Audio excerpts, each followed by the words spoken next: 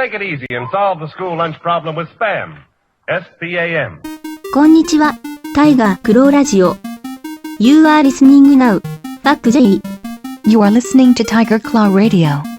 Number 1 in vintage computer and video game entertainment. And now your host, Critical Failure.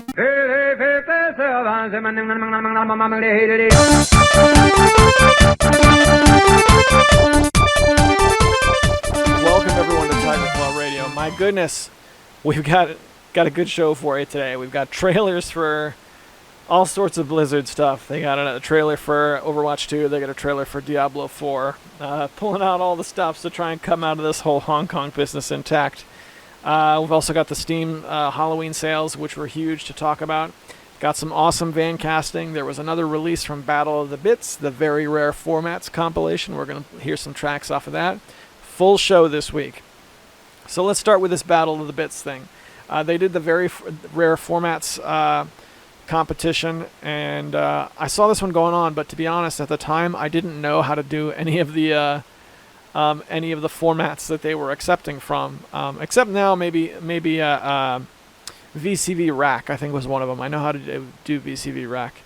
And there's some really cool tracks off of it. Let's see how many there are. There are 25 over on Battle of the Bits. You can still get a copy of this for free. It'll stay free until the next release comes out on their Bandcamp, and who knows when that'll be. So we're gonna kick the show off by hearing a few tracks from the Very Rare Formats. This first track is the third track off of the album, and it's from Autistic Apple. Gotta say, this has more of a chippier sound than we've heard on TCR in quite some time. Battle of the Bits always brings the real chip tunes. So again, this is Autistic Apple. You're listening to Tiger Claw Radio.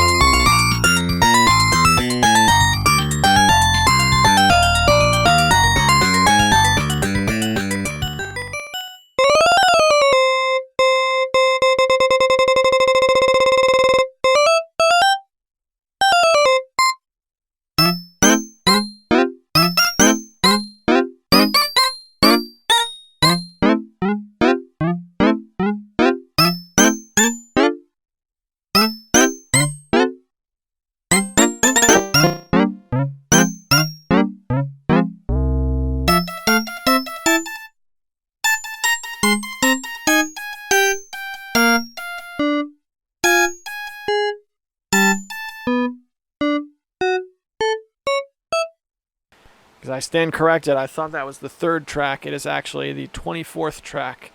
And my music software, AIMP, I really don't know how it got this order that it has now. So things are all out of order.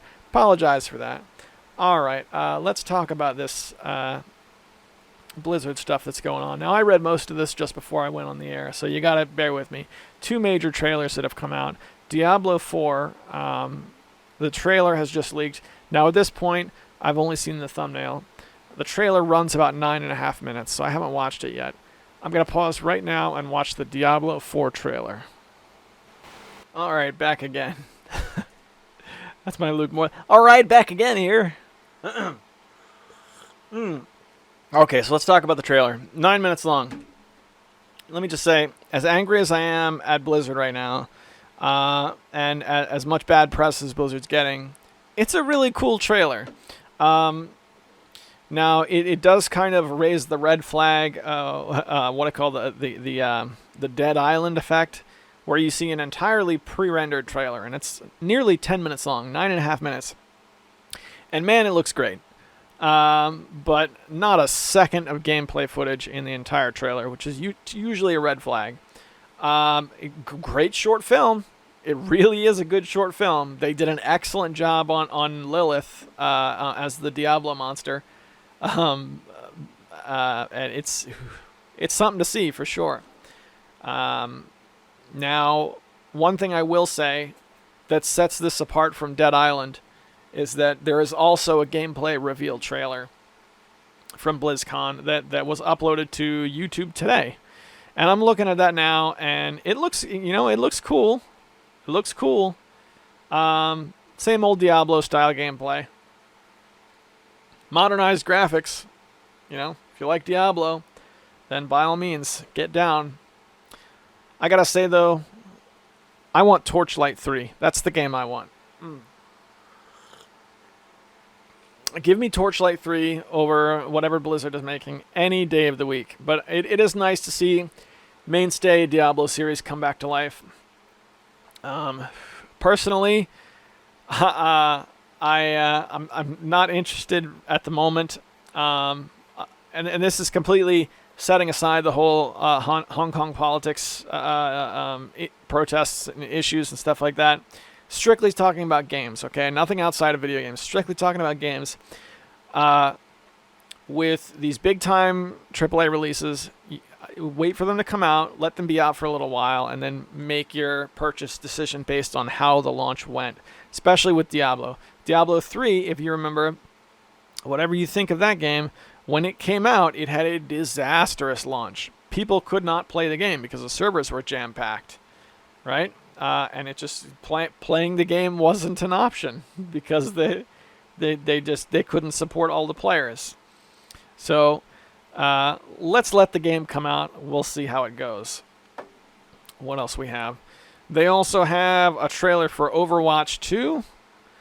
I guess that's what I read. Give me a second here. Overwatch 2. Now, I never got Overwatch. I never played the original Overwatch game. So this is going to be much harder to win me over. Like, the Overwatch 2 announcement trailer is 8 minutes and 5 seconds long. I don't want to stop and devote 8 minutes to watch this thing and come back. Hang on a second. Chores are coming in. Chores! Do you mind checking to see if the laundry is done yet? All right. Well, I don't want to break to watch Overwatch 2, but I will break for laundry. So I'll tell you what, boys and girls. We're going to take a quick break and go back to the van. It's the van cast, right? It's the part where we turn back the clock a little bit. I like to break up the recordings somewhat and go back to a time when my headspace was completely different. Everything felt different. I was thinking different things. And that way I can kind of, change things up a little bit. And with that, we're going to the van. Morning, everybody. It's Monday morning. It's the Vancast. It's 6:28 in the morning. Lovely day. 55 degrees on this gorgeous October morning. And I can see every star in the sky. It's pitch dark, but super clear skies, which I thoroughly enjoy. Being able to see millions and millions of stars. Good way to head off to work. The inside of my car smells like garbage. It does. It smells pretty bad. We went camping over the weekend. I went out with the Cub Scouts. We did like the fall camp out we do every year, where we head out for one night over the weekend. And we set up so that my boy and I would bail out early. We didn't actually stay the night, and the reason why was because the weather was, report was saying it was going to rain from midnight on till about like 3 or 4 in the morning, and it did. We took off for home, and it opened up and started raining before we got there, so we made the right call. But I tried to do the bro move and be like, all right, guys, well, we're heading out early. We can take a couple bags of this trash here with us. It's trash in, trash out park, like most parks are. So they said, all right. So I took a couple bags of trash, threw them in the back of the car, and drove on home. And there those bags of trash sat until I just pulled them out about 10 minutes ago this morning. So the inside of my car smells like garbage. No better way to face the day than the smell of rotten hot dogs. Oh. It is a distinct flavor, I'll say. But that's okay. It's actually not that bad. Just a little bit, funny, I guess. And it is Monday, so I'm going to make a quick stop here, and hopefully I'll get lucky and get some of that butterscotch blondie tea that I like so much. Barring that, maybe some apples and bananas, which would be good for the week. Alright, hang on a second here. Alright, we have done the grocery store. No butterscotch blondie tea again. I don't know how often they restock it, but it's not nearly enough. I ended up going with, what was it, like red velvet tea or something like that? Some kind of tea I'd never heard of before, but black tea that was on sale, so we'll give that a try. Won't be butterscotch blondie, but maybe it'll be better than the generic black tea that I bought a couple weeks back. Yeah, so the smell in the car today reminds me a lot of Space Quest 5. Riding through space in a garbage scow, a spaceship that's designed to look like a vacuum cleaner. It sucks up intergalactic bags of trash. I don't know, it's like driving a garbage truck to work, complete with the great big hydraulic press in the back. You can just pull the lever, and down the giant smasher goes. That's good times. It's good times. All right, so I spent last night and this morning trying to get Linux onto this tiny little laptop that I have. A year and a half ago, maybe even as long ago as 2 years, I spent $100 and I bought a cheapo laptop. $100, brand new, off the rack. It was it was one of these where the hard drive was only 32 gigabytes, and that's before the OS.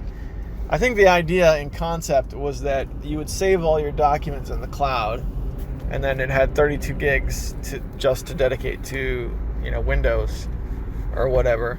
But the reality of it is Windows 10 was swelling and swelling and swelling, and eventually a Windows 10 install, complete with all the patches, grew beyond 32 gigabytes and can no longer fit in the hard drive of this computer. So what happens is I have the factory install of Windows 10, and it wants updates, and there is just not enough hard drive space for the updates.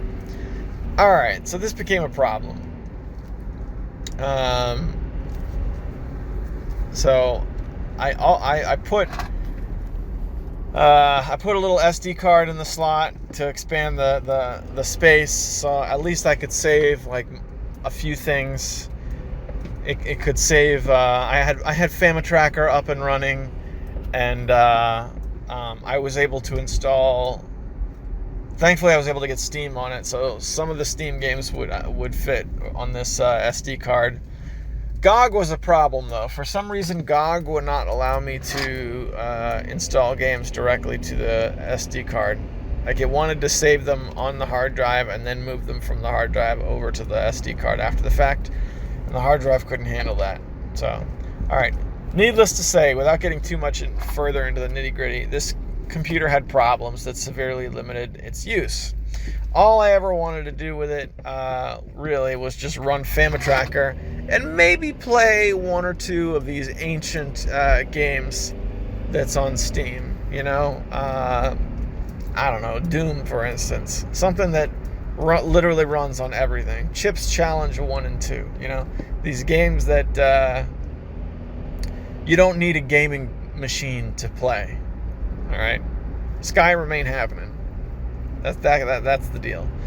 And Civilization 3 was a big one. When I first got it, it ran Civilization 3, and then somehow that broke along the line, and that really sucked. That sucked bad, because I had a stretch where my wife and I would watch TV at night, and I would load up Civilization 3.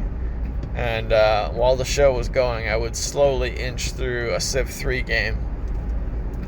And that was great, but something happened where, like, when it had a full-screen DOS program that used the mouse, if you tried to click somewhere with the mouse, the actual area that would get clicked was way off center.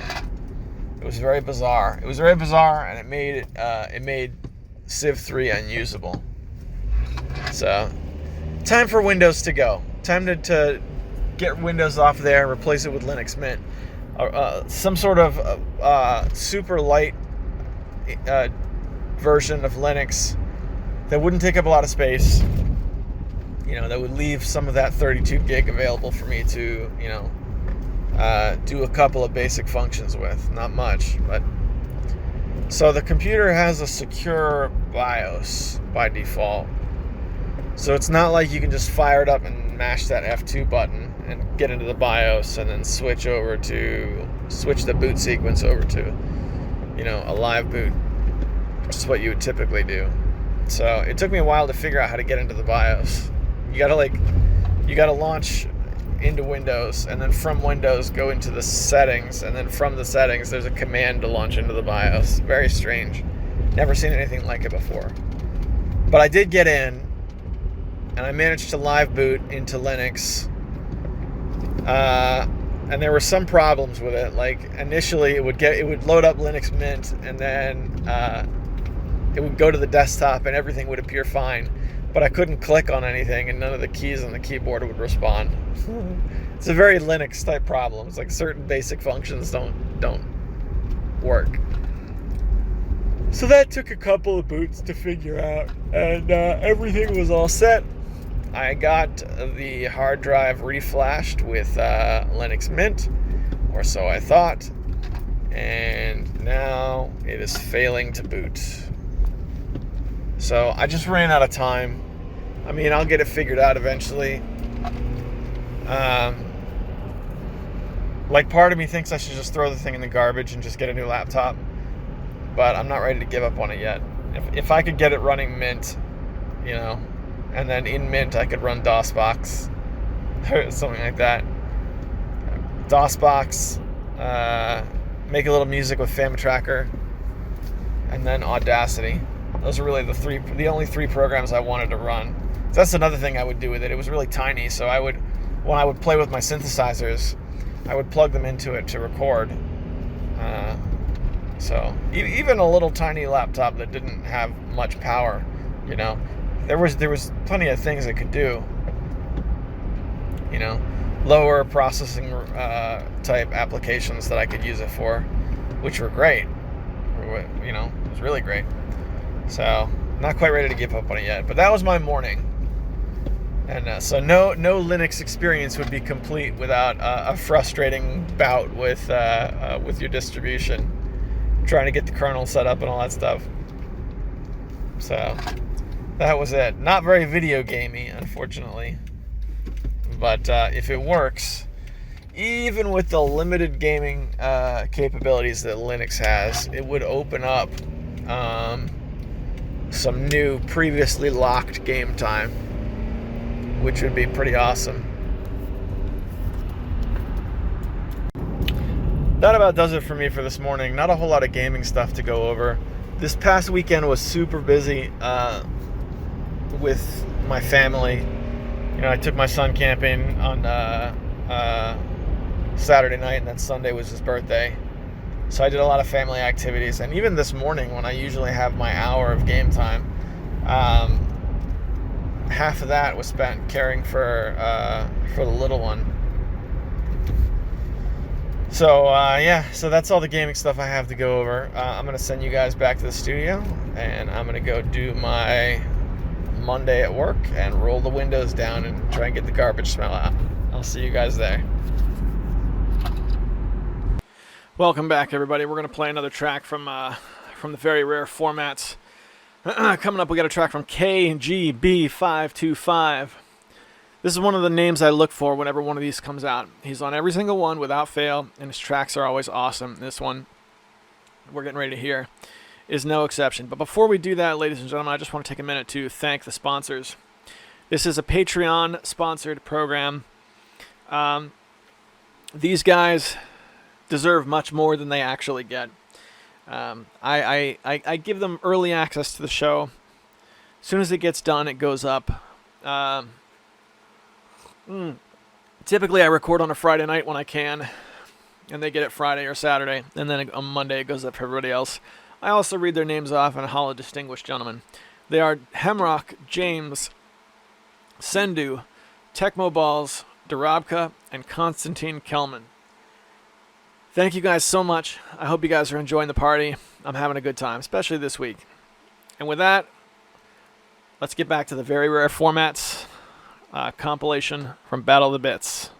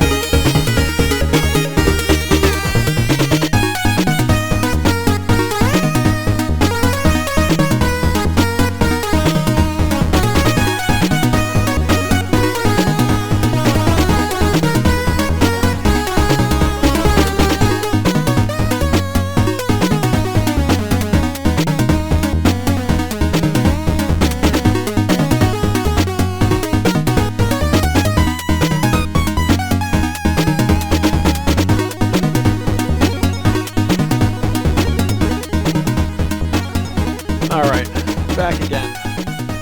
So I got one more Vancast to play, but before we do our second Vancast, I wanted to finish talking about some of the stuff that's happened since then. So it's been a big... Well, first of all, I got up to date off of Kotaku, which is the first time in a long time I've done that. I haven't been a big fan of Kotaku over the years, but the word on the street is, and I don't have... This is rumor status at the moment. I haven't taken the time to look it up. But Kotaku has changed hands. It's changed either ownership or management, and they're much more interested in writing gaming-related articles. So I checked them out again. A lot of the people that I didn't care much for are not there anymore. So I took a quick look and was able to get the lowdown on Blizzard stuff.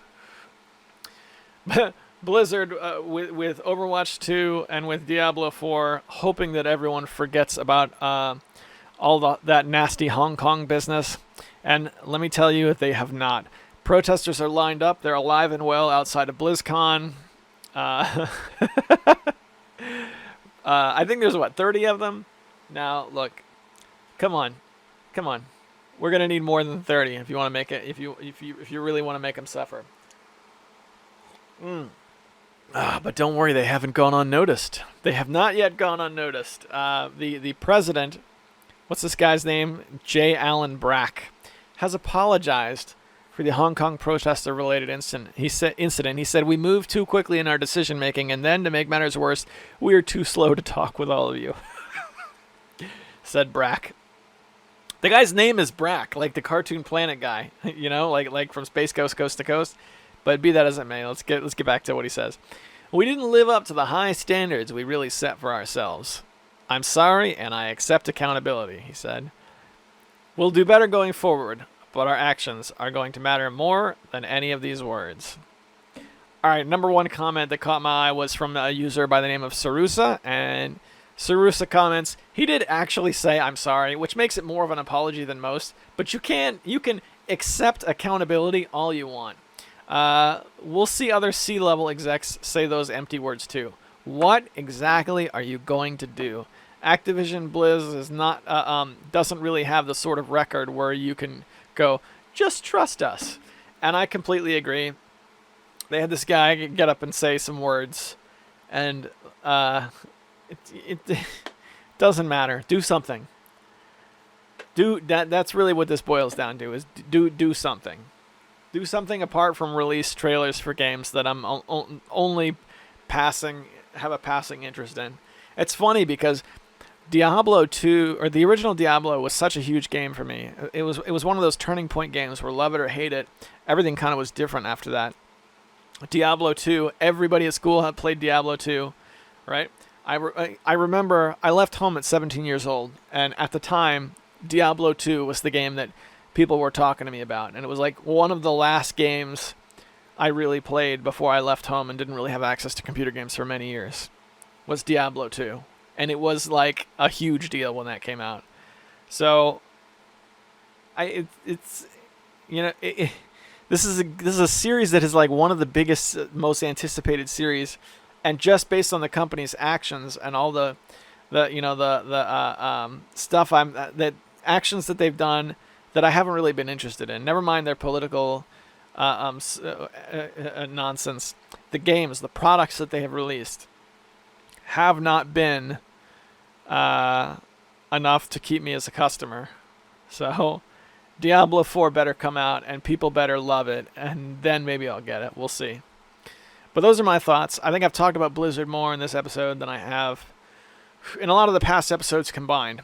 So that's pretty much all I have to say about Blizzard. And that's all I have to say about that. As they say. A couple of small points that I wanted to touch on before we did the final Vancast for the week, because it is a long one this week.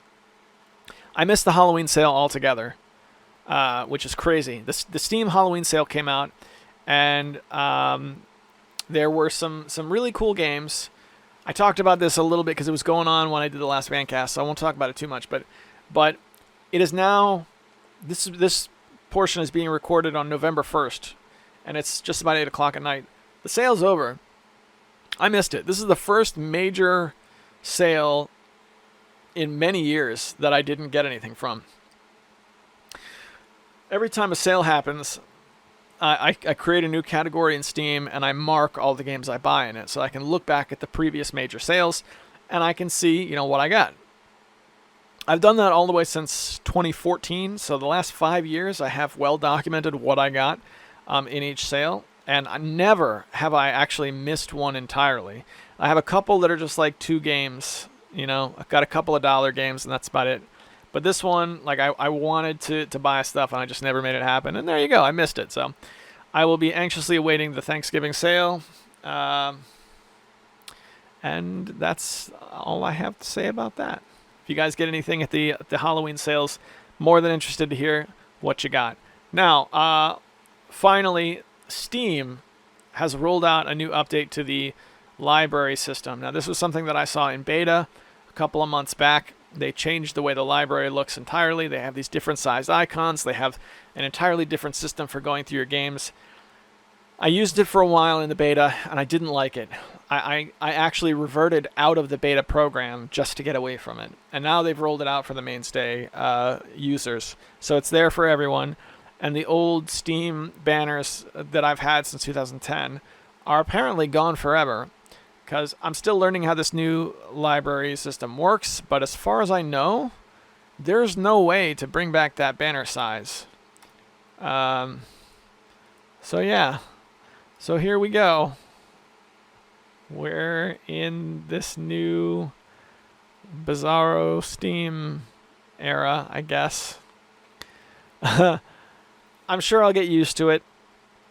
My son has never experienced something like this, where like you Xbox users probably are familiar with this, when they change the Xbox layout and you kind of have to get used to things looking a little different. It happened probably more with the Xbox 360. I haven't heard too much about the Xbox One, but my son's never experienced anything like that. So I had to explain, hey man, this is software that somebody else is in control of, so we can either get used to it or we can use another service. And that's really much what it comes down to.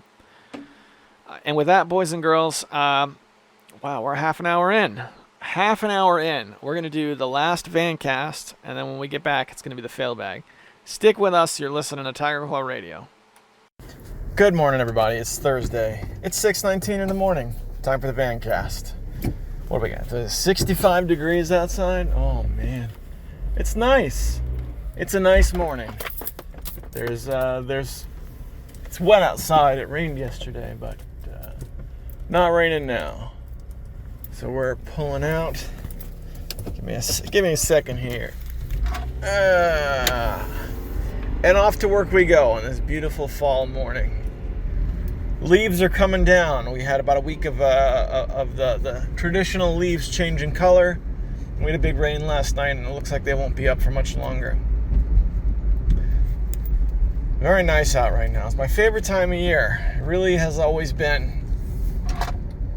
Give me a second. I gotta do that move where roll the window down and then back up again to make it so I can see through it. All right. So what's going on? I feel like I should mention the World Series just a little bit. You guys know I'm not much of a sports guy, but I used to be. Back in 2005, in Major League Baseball, the Montreal Expos moved to Washington, D.C. and became the Washington Nationals.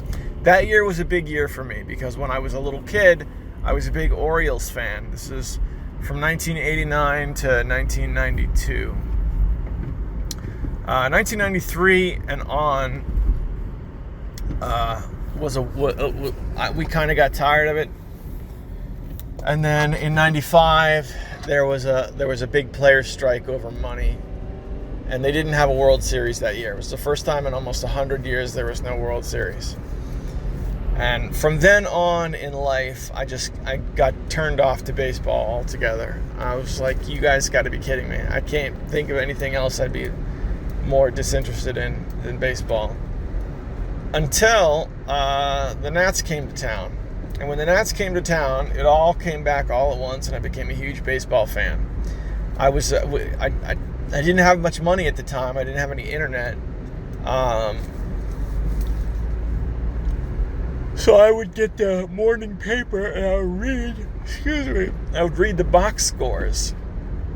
This is something that's from a generation gone past. Opening up the paper and reading the box scores, which I loved more than anything else in the world. And then network television would televise a game like once a week or something. And I'd get to watch the Nats play.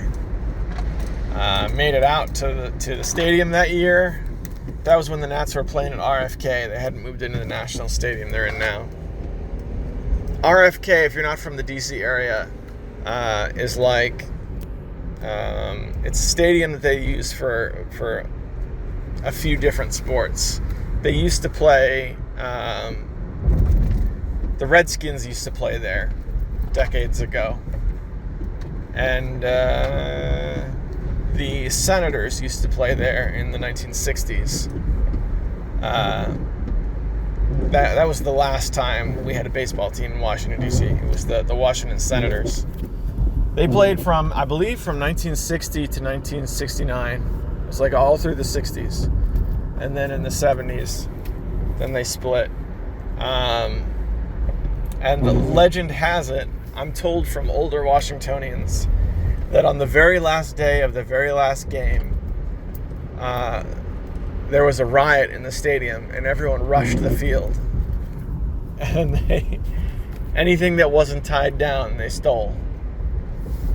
Because the Senators lost like nearly every game. Now, what was interesting about the Senators is they had a power hitter named Frank Howard. Frank Howard was this great big guy. Couldn't run too fast, but he had a lot of power in his swing. So Frank would hit these home runs way up into the upper deck, and the ball would bounce off the seats. And they would find the one seat that it bounced off of, and they would paint it white.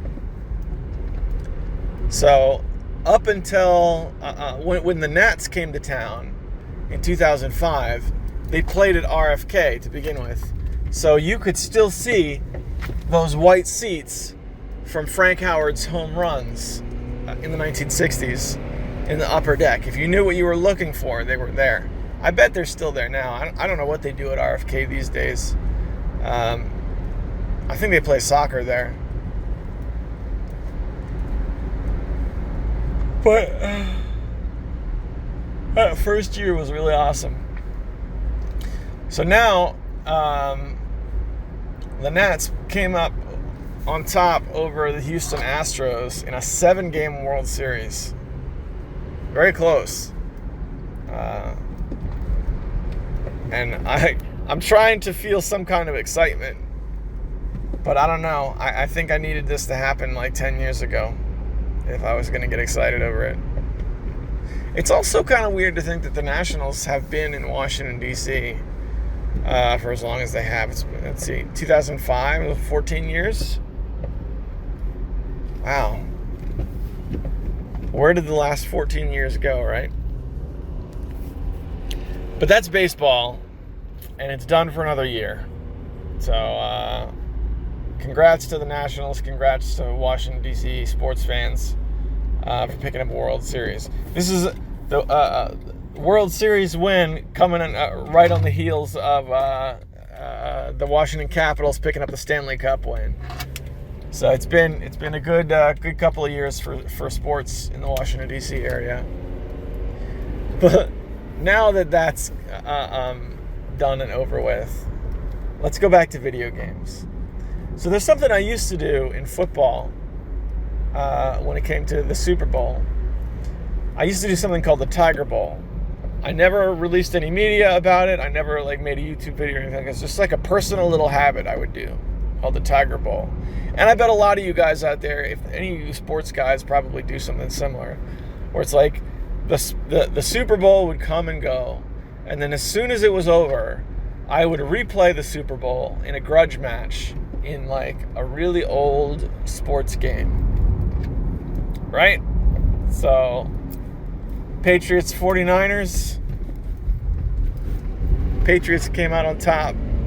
All right, let's do this again in Madden 96 for the Sega Genesis. I did that for many years. It's been a long time. I haven't done it at least in the last 5 years or so. But that was the Tiger Bowl. And it was something I enjoyed. We're probably talking about like 2009 to maybe 2006 or 2007 I did this. No, wait, that's wrong. 2009 to 2016. Been a couple of years. I don't know. But yeah, maybe I'll have to dig up an old PS2 game, MLB The Show or something like that. Have a little grudge match between the Nats and the Astros. Oh, speaking of which, the Steam Summer Sale is on right now. Lots of games on sale on the Steams. Be careful with your wallets, boys and girls, because when it's over in 1 month, we have the Thanksgiving sales. And when that's over in 1 month, we have the Christmas sales. This is a time of sales. Pretty cool stuff. It's also worth noting that as these sales come and go, the same things aren't always on sale. So if the one game that you've been wanting for a while is on sale right now, then and it's like the one game you wanted and you've been dying for it, then go ahead and make it happen. Conversely, if the game that you're after is not on sale, don't lose heart. Tekken 7 is not on sale. I know, I looked it up. My picks right now, knee-jerk reaction without even thinking about it, was the Castlevania collection at $9.99 and the Contra collection at $9.99. Just dropping $20 and picking up two solid Capcom collections. I've never been much of a Castlevania guy. I've enjoyed it in moments throughout the years. Hang on a second. But I would consider this collection. I had fun with the Mega Man collection, because they added the ability to save state a little bit. You had to do some menu diving, so it wasn't like a quick button tap, but it was enough that you could use it to mitigate some of the difficulty.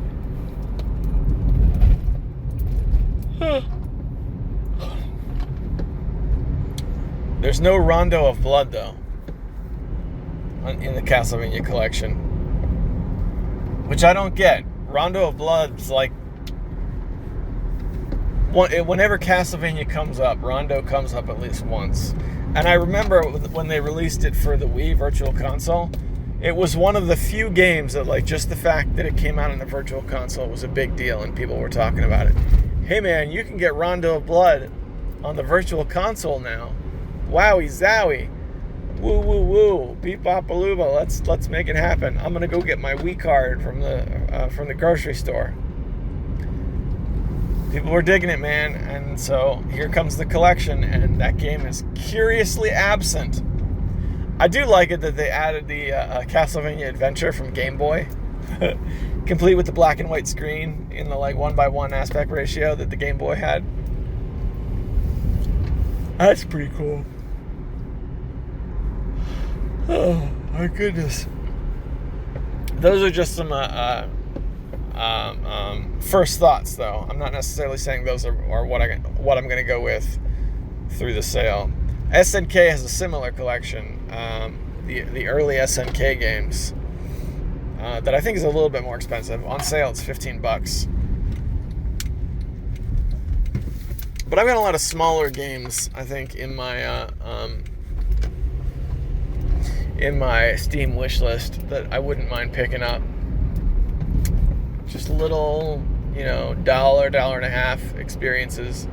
You get them, you play them for an hour or two, and then they're done. I like those. Give me a second here. It seems, alright, the driving this morning, I gotta say, seems especially foreboding. Maybe it's just because all the leaves are on the ground and it's wet outside.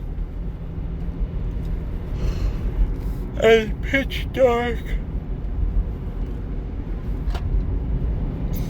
Yeah, definitely a dark and foreboding morning in the driving department. I'll be happy when I get to work safe and sound.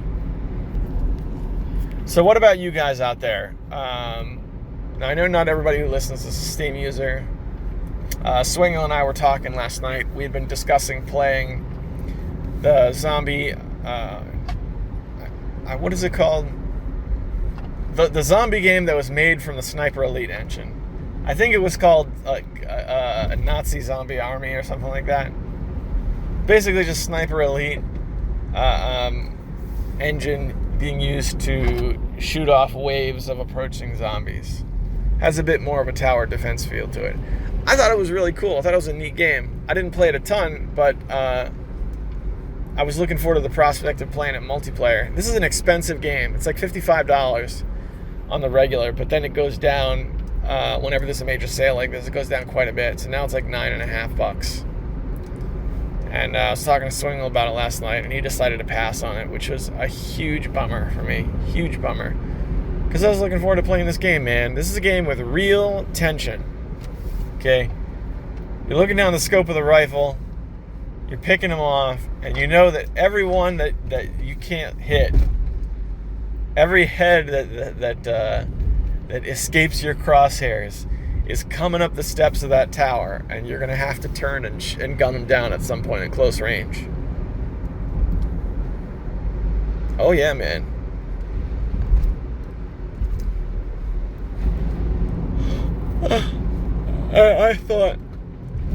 I thought that would be great to play multiplayer, especially since I've got into the original Sniper Elite since then. So I've been into the whole use the sniper rifle, get the bullet time effect, or cutscene when you make a headshot, that sort of thing. I was looking forward to it. They made a few of these games, and then they released them in a package, in a single trilogy, like box, which is what I got.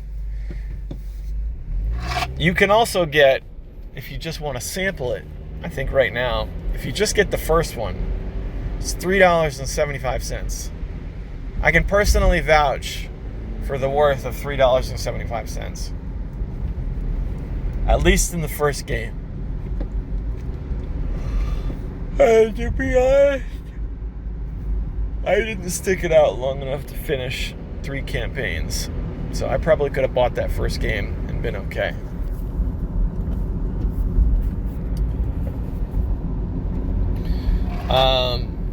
So I'm curious, you guys out there who play games on other platforms apart from Steam, what kind of sales are they doing? What kind of, not just sales, but holiday events are going on right now?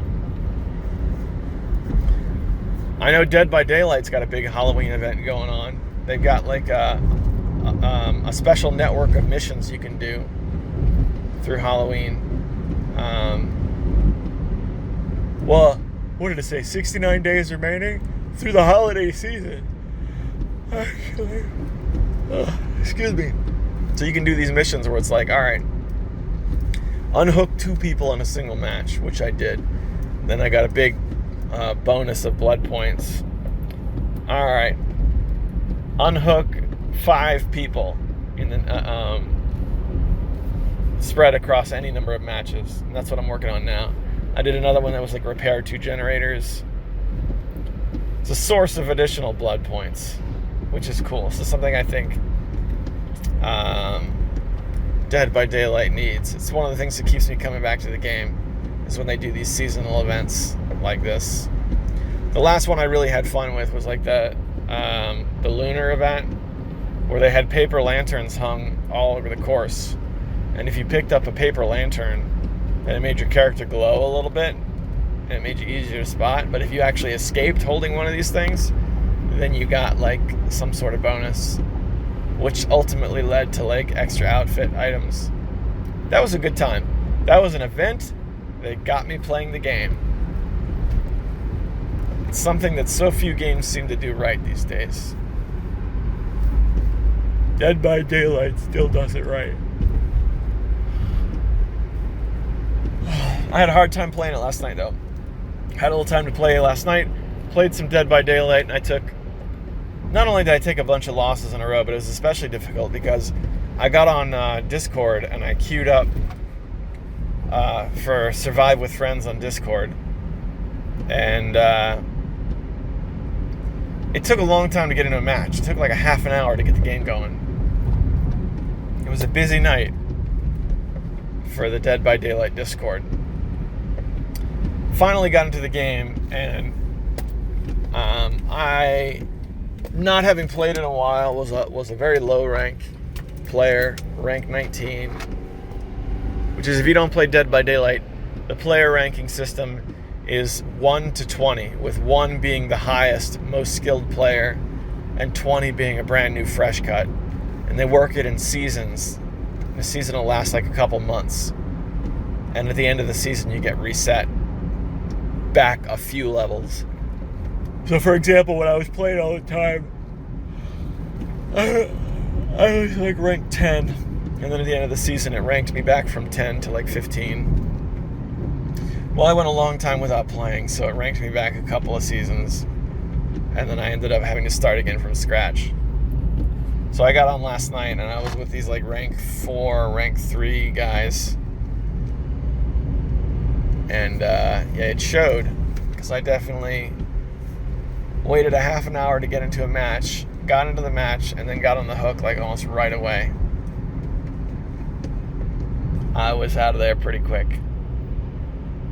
Man, I was pissed. We're talking high sodium intake, boys and girls. So, I needed to play something I was familiar with. I needed to play something I knew that I know how to play and have a good time with. So, I loaded up Quake. That familiar game, you know, everybody's got one. You might not play Quake, but I guarantee you got one of these games like it, where it's like, that's my game. That's my go-to game, year after year, time after time. This is what chills me out and makes me feel good to play. Well, for me, that game is Quake. And I'm working on a Nightmare playthrough, which I've never done. I'm now in the 4th episode of Quake, playing it through on Nightmare. If you've never played Quake, Oh, golly. They hid the entrance to the nightmare difficulty. You gotta know the secret to get in. Not a very well kept secret. But yeah, I never even tried it, I think, as a youngster.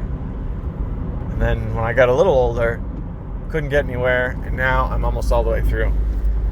It's been fun though. I got a really neat screenshot of when I finished episode 3 on Nightmare.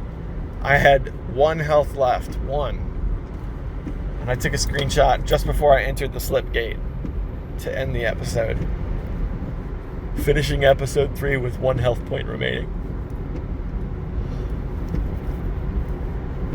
Oh, that was a good time. So I'm going to finish episode 4 and then fight the boss, and that'll be the end of the main campaign in Quake. And then after that, hang on. After that, there's you guys might remember, I think back in 2012 or 2013, there was a new episode of Quake that was made by some of the original dev team. It was called DOPA. Now, I can't remember what DOPA stood for. Defenders of Past. I don't know. So, I can't remember what it stood for. But it was called DOPA for sure. Oh, excuse me. Oh my gosh. And I have a Steam guide up that shows how to download it and how to install it. So I'm going to finish the main campaign, and then I'll probably go back and give the unofficial expansion a try. And then I have the official expansions. I never did beat those. I still have them around. And those were fun, too. They added extra enemies and stuff. They did a good job on those. But that's enough about Quake. What is your go-to game? What's the game that you go... You just took a string of losses in Street Fighter. You're pissed. You've only got 30 minutes left to play video games before you got to go to bed, and you know you got to get up early and go to work tomorrow. What game are you going to play for those 30 minutes? That's what I want to know, boys and girls.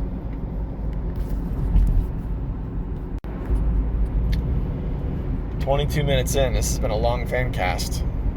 How we doing, everybody? You still hanging in out there? Good.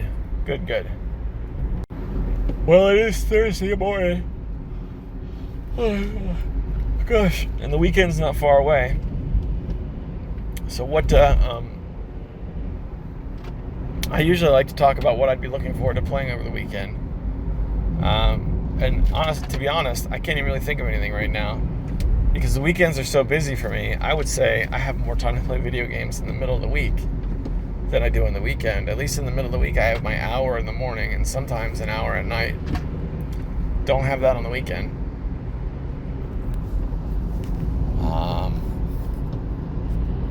But if I were to sit down and play video games right now, it would probably be the first Sniper Elite. You guys might remember like 3 weeks ago or so, I was playing the first Sniper Elite and I really dug it. I put in like 5 hours in a couple of days, which for me never happens. Well, I saw the icon on my desktop when I was cleaning up the old desktop last night.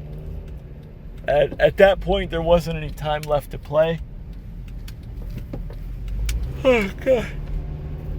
But I saw it there and remembered how much fun I had with it recently, so I wouldn't mind trying Sniper Elite again. I got really close to finishing that game. At least I think it was really close. I don't know how close it actually was. I got really far in it.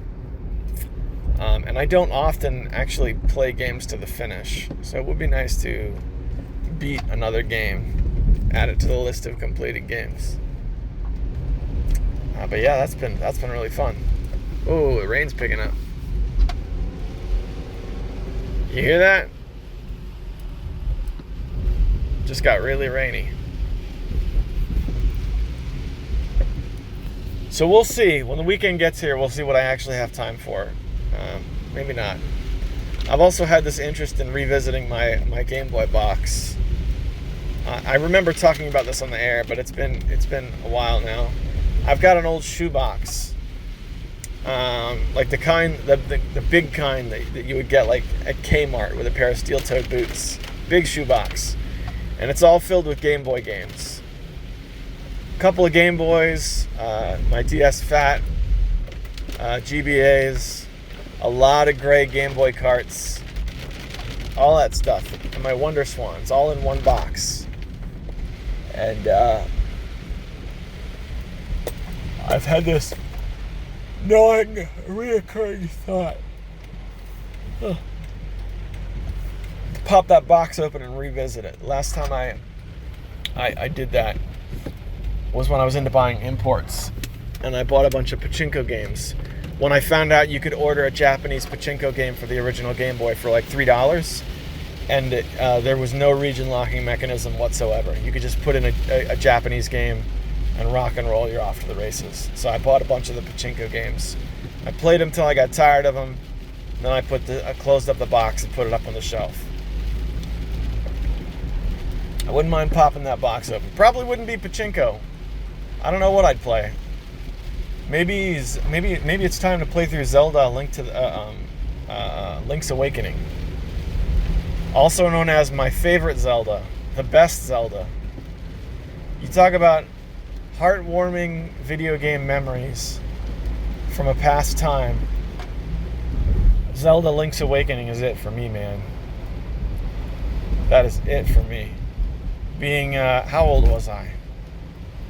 This was 3rd grade, 1993. I was 9 years old. I was 9 years old. My older brother had a Game Boy. And I remember sitting in his bed while he played Link's Awakening, just looking over his shoulder, just trying to get the best glimpse of the game that I could. Because mind you, this was on an original DMG Game Boy, the brick Game Boy, which didn't have a great frame rate. That old machine, people don't like to talk about it, but it had screen refresh issues. So if things went too quick, they got blurry. It was something they fixed in later models. Game Boy Pocket doesn't have this problem, but so it's hard to look over someone's shoulder and see what they're playing. It's even harder to do at night when he's using a Game Boy Light, like a light attachment. We have these great big mammoth attachments that took an additional 4 AA batteries snapped onto the front of the original Game Boy. And he would lie in his bed and play Link's Awakening.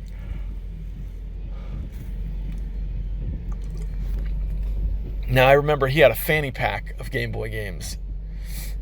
And that fanny pack was stuffed full. We would walk down to this secondhand toy shop that sold like collector's item toys.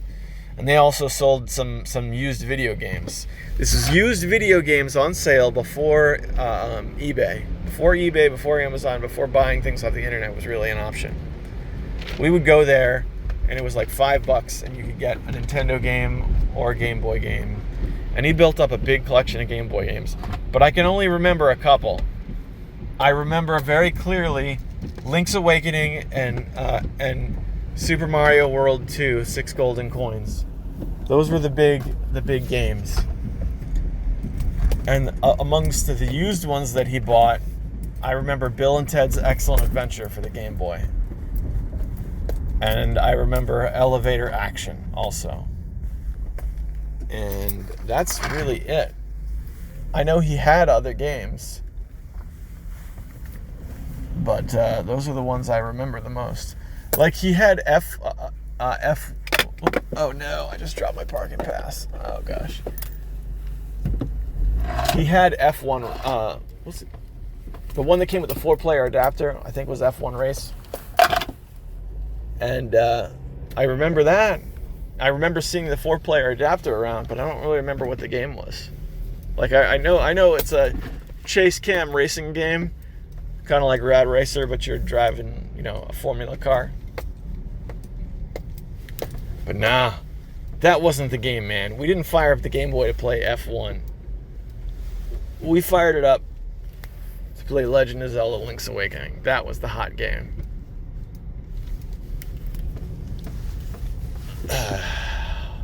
And I don't know how I went down that that path, but you're talking about warmest, most fondly remembered video game memories.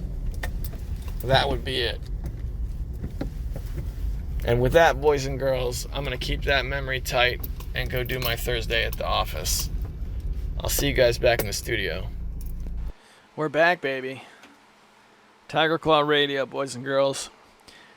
So this is the part of the show where I like to communicate with you guys directly on a personal level. This is where I head over to the YouTube comments and I read what you have to say. Anything you got to say to me, there's a couple ways to do it. You can head over to YouTube and leave a comment. That's probably the best way. You can also send me an email if you know me personally. Just please be clear about what I can and cannot read on the air.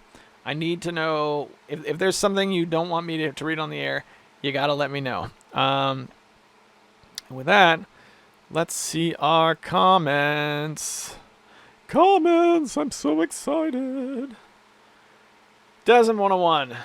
My boy, Desm, he writes, Postal got a port to Vita Homebrew, and I picked it up and gave it a go. I always wanted to play it for the PC, but I never got around to it. Then he leaves a time signature for an hour in. He says, yes, I'm familiar with those Pachio-kun games. Pretty interesting stuff. I've never seen that Pachinko controller for the Saturn. I love weird peripherals like that. For Radiant Silvergun, I have a burned copy, and for the HD update for Xbox 360. So I'm not really trying to get a legit copy, unless the pile of money falls on me. Yeah, man, Radiant Silvergun, it used to be $80. Now it's like $200, $250, something like that. I don't know. Hey, maybe it's a good game. I know that there's plenty of shooters that are big-time cash, though. I learned that watching Bithead 1000 when he got his PC Engine collection and kind of showed it off and was like, yeah, this game was $100, this game was $300, this game was $500, or whatever it was, and he just went down the line and just this ultra unbelievably expensive games in CD format, right? And what a volatile format it is. Showing them off, and it's like, man, I can't do it. I can't do it. I got 3 kids now. If I had that much money, there's no way I could spend it all on video games. You know, I just couldn't do it. And if I did, then it would be on like an arcade machine or something that my whole family could like use.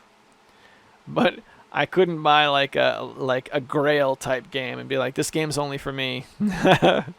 I don't want anybody touching my Radiant Silvergun, or I'm going to throw you out the window with my second story office. As for Postal, I imagine a Vita port would be a pretty good way to play the game. Again, that was a game that had really tough controls when it came out, and they fixed it in a big way over the last couple of years. So, Desm, hope you're doing good, man. Good to hear from you. Death Adder. Okay, now this one was marked as spam. I had to go in and hit accept, and I think the reason why is because he put a whole bunch of spaces in it. I was just playing Super Street Fighter 4 Arcade Edition last night. Get out of my head, man. I know you're talking about Street Fighter 5, but still, if we were on the same platform, it sounds like we could have some pretty epic Grandfather Pleb battles. I swear I can actually kick some butt at Third Strike, though. That Street Fighter is just the best feel to it for whatever reason. And then he skips like 20 lines. Hadouken! Hadouken! Shoryuken! Okay, man. So here's the deal. You did what? PS4, Xbox One? I know that Street Fighter 5 is one of the few multi-platform games. So if you get Street Fighter 5, we can actually play it together. Even though I'm on the PC and you be on a console. It's one of the few games that effectively makes that bridge. Yeah, that would be awesome to be able to play some Street Fighter with a good like fighting buddy, somebody who I'm pals with. Engie and I played Street Fighter 5 a little bit years ago, a couple years back, but he kind of fell out of that game, and then I kind of fell out of it, and we haven't really played any games together since. Thanks for writing in, man. So you said you played what? Okay, you played Street Fighter 3, right? Third Strike. I got Third Strike for the PS3 years ago, like when my PS3 was like brand new. That was one of the first games I got, and I loved it, man. Oh my gosh, it was so good. It had a weird tier system to it. Like Chun-Li was abnormally powerful in Third Strike, which was cool. She was a cool character to play. And I had a lot of fun with it. That was one game where I bought the DLC. I bought the ridiculous DLC. They took like extra color palettes and then made it like a color palette pack. And it was DLC. And I actually bought it because I'm dumb.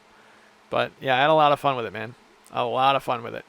My buddy Angie was playing as Ibuki, and I would play as Chun-Li, and that was the battle. And we would have these long, drawn-out game after game after game, Chun-Li versus Ibuki. And that was the Third Strike dream matchup.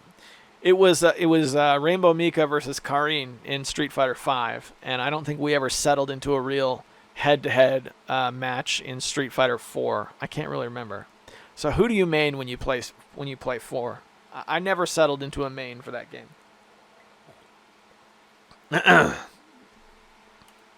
Death Adder, my man. Good to hear from you, brother. I hope your life is good. Mecha Menace. What's on my shelf? 32 minutes and 53 seconds in. Ha ha ha. Pissy chain smoking deer. Sounds like a character outside the DMV in Rocco's Modern Life episode. I'll throw a thanks to your son for his hit contribution last week. Thanks, man. Julia writes, deer are addicted to cigarettes now? Oh, man. We are really barreling into a dystopian future. Did you hear rats can drive cars now? I did not hear that. No, you don't need a map with your disc. She's talking about Red Dead Redemption. It's a Rockstar game. It has an in-game map. Come on, man. Get the Game of the Year edition. You won't appreciate Undead without playing Red Dead Redemption first. It's an awesome game. What's your favorite Rockstar game, by the way? I don't know how you feel about ginger, but that's my go-to tea lately. It's so warming and relaxing this time of year, and it has great health benefits. Yogi is the best brand. They have mango ginger, which is really good too. You know, I'll have to try it. I worry about repeating myself when I dip into this topic, but I used to drink a lot of coffee, as you probably know, probably remember here on the air. I drank coffee was my thing, and I drank a lot of coffee. Tons, more than is healthy. And then I had to go in for surgery to get my gallbladder out. And when they did that, I was off coffee for a few days, and I just took advantage of it and I stayed off of it. So the coffee I drink, or the tea that I drink now, is a coffee replacement. So I like the more bitter black teas. Right now, tonight, I'm drinking red rose tea, which is it's a black tea that you can get in like a big box for not a lot of money. My favorite teas are Tazo tea because they're like dessert teas, you know. But the healthier teas, the green teas, I have a hard time with. I try and like them because I know they're good for me. But I'll buy a box of green tea and I'll have like a cup and then I'll just sit on the rest of the box. It's like funny, my black tea goes so fast, but this green tea lasts forever. Ginger, I honestly can't think. I can't place in my head what ginger tea tastes like. But hey, I would try it. So let's talk about Rockstar. My favorite Rockstar games were the earliest ones. Just because of my age and the age I was when they came out, they left the biggest impression on me. The original Grand Theft Auto was a big game for me when I was young. Believe it or not, the kids in my church had it on PC. And then I got a hold of it on the PlayStation a little bit after that. It was amazing game. It's funny because people tend to talk trash about the Grand Theft Auto games prior to Grand Theft Auto 3 when it was like top down. People talk trash about those games. I loved them. Oh my gosh. The first Grand Theft Auto really going on a rampage in that game and blowing up cars and stuff and driving around. And then Grand Theft Auto 2 came out. And that was like one of the few games where it was like, new game, I'm not waiting for a price drop, I'm getting this right away. So here's the thing. Those two games, and then also there was one called London 1969, which was like the first expansion pack for a console game. It wasn't DLC. They didn't start using the term DLC. It was an expansion pack, and it was sold on its own, and you had to have the original game to make it work. So those, we'll call it three. Those three games. They were early Rockstar games. There was a map, but you had to have a paper map that was separate from the game that you would lay out in front of you, and it was the map of the city. I mean, in the original Grand Theft Auto, there was a person on the radio who would say like, "We're crossing into Eaglewood" or something like that, and you'd look down at the map and you'd see it, and then you could see what road you were on. So yeah, you needed a physical map to really play that game and be successful. But on the other hand, that was a really long time ago, so it seems silly that something like that would be included in something as recent to even as Red Dead Redemption 1. But I had to ask. I didn't know if I could get a raw disc with no case and have it work. There's other reasons why some games had issues with that as well. Another example I can think of is Mass Effect 2. Was a game where like it took place in space and you had a spaceship, and then like a certain part of the spaceship was locked down, and the only way to get in it was to use a DLC code that came with the game. So you had to buy it new, otherwise you couldn't get around completely in your spaceship.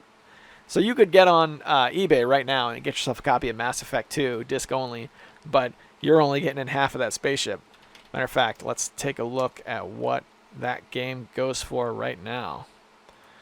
Mass Effect 2. Stick with me. We're taking a look. Still loading. Mass Effect 2 Xbox 360 game complete. $2.97 with another $3 shipping. So $6. And there it is for $5 on PC. That's probably let's be real, that's probably just a Steam code. Hey, there it is for $3.50 free shipping for the PS3. Huh. So, cheap game. Okay. Actually, you know what? I'm gone down the rabbit hole now. Let's see the lowest first. Let's see if there's any good disc-only deals. It's 2 discs, I guess. Yeah, $2.75 for Xbox 360. $2.75. I'd like to remind you that when this game came out, this was the game that everyone was talking about. Mass Effect 2. Everybody, man. That is a tangent if I ever heard it. I went down on quite a tangent. Julia, thanks for writing in. Hope your life is good. Gaming Beast, my good buddy Darabka, says, I enjoyed Postal 2. I've been playing the Steam version, and it's been fun. I'm excited to try Postal 4. I'm hyped to see you at MagFest myself. Can't wait to play some games and have a good time. MagFest, Music and Gaming Festival.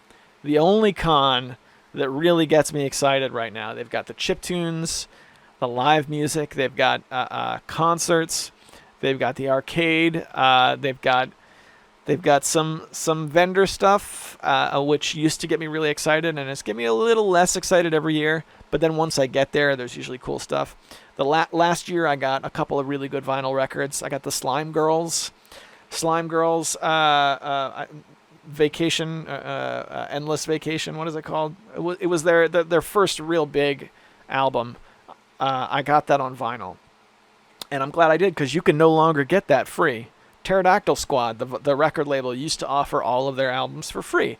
Well, they got rid of all that and they opened a Bandcamp page. Now they offer all their albums for £4 Great British pounds, and I think that equates to like almost $5. So, used to be free, now it's not anymore. Glad I got the vinyl.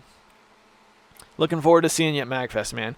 One more from Gaming Beast. He also writes, I haven't followed basketball for a very long time, so it isn't a big loss. Wizards of the Coast did some other scummy stuff, though. Still, I guess. Also, your son did a great job. It was very adorable. Thanks, man. Thanks much. I think that's about it. Do you play any Magic the Gathering? What do you think? I don't know. We'll see. We'll see we can talk you into playing some Magic the Gathering when we meet up for MagFest. We got some cards here.